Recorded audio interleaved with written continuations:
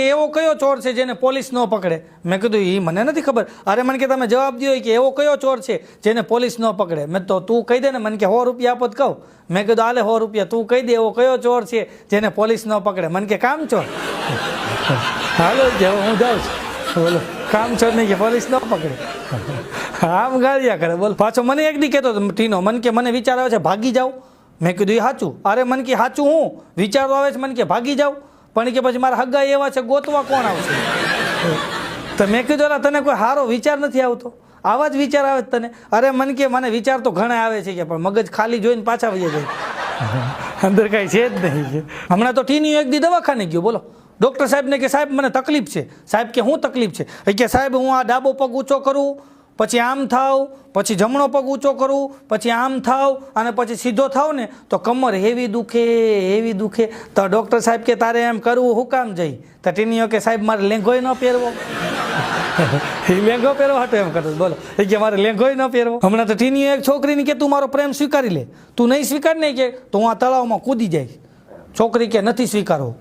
તોય કે સ્વીકારી લે, નહીં તો ટ્રેનના પાટે કપાઈ જાય. છોકરી કે પણ નથી સ્વીકારવો. સ્વીકારી લે કે નહીં તો સ્વિચ બોર્ડમાં આંગળી નાખીને મરી જાય. છોકરી કે નથી સ્વીકારો. સ્વીકારી લે કે મારો પ્રેમ, નહીં તો હું ગાળીઓ ગળામાં નાખીને કે આપઘાત કરી લઈશ. છોકરી કે નથી સ્વીકારવો. તોય કે તો તારી ફ્રેન્ડનો નંબર દે. તો તારી ફ્રેન્ડનો નંબર દે. ગુરુ છે ભાઈ. અને પાછો ટીનીઓ છે ને છોકરી જોવા જાય ને ડ્રેસ ભેગા લેતો જાય. હા ડ્રેસ લેતો જાય ભેગો. મેં તો આ ડ્રેસ લઈને કાં જાય? અરે મને કે ગમ્યું હોય તો સીધો રૂપિયો નાળિયેર આપી દેવાય ને અને જોડે કપડાં આપી દેવાય છે. તો ડ્રેસ ભેગો લઈને જાય ટીનીઓ. તો હમણાં મને મળ્યો. મેં કીધું શું થયું? અરે મને કે એક જગ્યાએ છોકરી જોવા ગયો તો કે. મેં શું થયું? મને કે ડ્રેસ ગમ્યો, હું ન ગમ્યો. ડ્રેસ ગમી ગયો કે પણ હું ન ગમ્યો કે. તો મેં કીધું હવે કે કામ ધંધે ચડી જાય. મને કે જો હમણાં ઇન્ટરવ્યૂ દેવા જ જાઉં છું કે એક જગ્યાએ.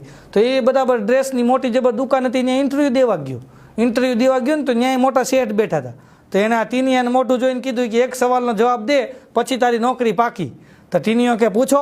એટલે પછી ઓલા શેઠે પૂછ્યું કે એક છોકરી નીચે કે ગ્રાઉન્ડ ફ્લોર ઉપર ઊભી હોય, નીચે ગ્રાઉન્ડ ફ્લોર ઉપર એક છોકરી ઊભી હોય, આને ઇંગ્લિશમાં શું કહેવાય? તો ટીનીઓ ઘડીક વિચારીને કહે કે ગમે હોય કે પણ ક્યાંક મિસઅન્ડરસ્ટેન્ડિંગ થાય છે. તો એટલું એ બોલ્યો ને તો શેઠ સાંભળી ગયા કે હું બોલ્યો કે મિસઅન્ડરસ્ટેન્ડિંગ થાય છે. તો શેઠ કે સાચો જવાબ કે મિસઅન્ડરસ્ટેન્ડિંગ જ થાય. મિસઅન્ડરસ્ટેન્ડિંગ પાછી કે જાતું 7000 પગારમાં રાખી લીધો. બોલો ટીનિયાને. તો મેં તો ટીની 7000 પગારમાં હું તને મેં થાય? અરે મને કે હવાર સાંજ મજા બહુ આવે. મેં તો કેમ? મને કે ડ્રેસની દુકાન છે ને કે હવાર સાંજ મજા આવે બહુ.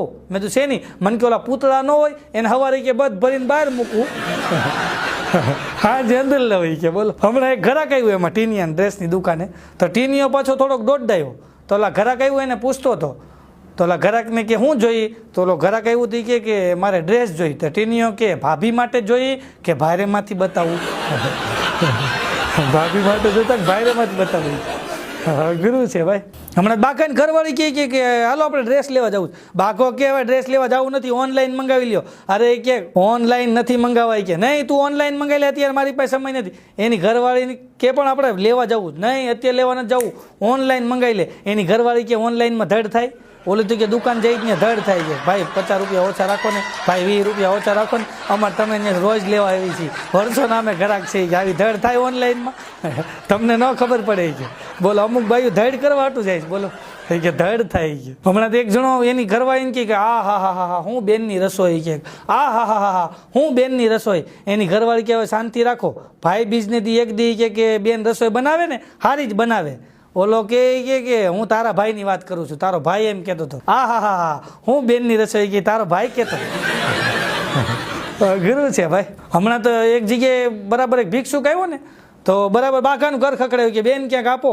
તો આ બાઘાની ઘરવાળી બહાર નીકળીને કે સામે ગયો તો એ ક્યાં ગયો તો ને કોનું ઘર છે તને ખબર કે લખાભાઈનું ઘર છે, હું ત્યાં ગયો તો એ કે ત્યાં ગયો તો એ કે આ ગયો તો ને તને ત્યાંથી શું દીધું? અરે કે લખાભાઈની ઘરવાળીએ મને ભરપેટ જમાડ્યો. ત્યાં તો બાઘાની ઘરવાળી કે ઊભો રહે. એ અંદર ગઈ ટીકડી લઈને આવી કે આ ટીકડી ખાઈ લે. તો ઓલો ભિક્ષુક કે કેમ ટીકડી? કે ખાઈ લે, એ એવું બનાવે છે ને તને હજમ નહીં થાય. હા ટીકડી ખાઈ લે એટલે ફટાફટ હજમ થઈ જાય. હમણાં લખો કહેતો હતી કે મારી ઘરવાળી કે મારા ઘરે તમે આવો ને, મારી ઘરવાળી જમવાનું બનાવે ને કે અમે જમી લીધા પછી કે કદાચ 10 મહેમાન આવી ગયા હોય ને તો 10 મહેમાનને કે જમી લે ને એટલું અમારા ઘરે વધે. તે બાઘો કે વધે જ ને, તારી ઘરવાળી બનાવે જ છે ભંગારના પેટ. વધે જ કે ભાઈ. હમણાં એક મિત્ર મળ્યો ને તો બીજા મિત્રની પાસે આવીને સીધો રોવા જ માંડ્યો. એવો રોવે ઓલો કે પણ છાનો રહી જાય રોચો કામ. અરે કે મારી ઘરવાળી એવું જમવાનું બનાવે એવું જમવાનું બનાવે મને ભાવે જ નહીં. ત્યાં તો બીજો મિત્ર રોવા માંડ્યો. તો આ કેલા તું કા રોવા માંડ્યો? આ કે પણ તારી ઘરવાળી જમવાનું તો બનાવે છે ને. મારી તો એ નથી બનાવતી કે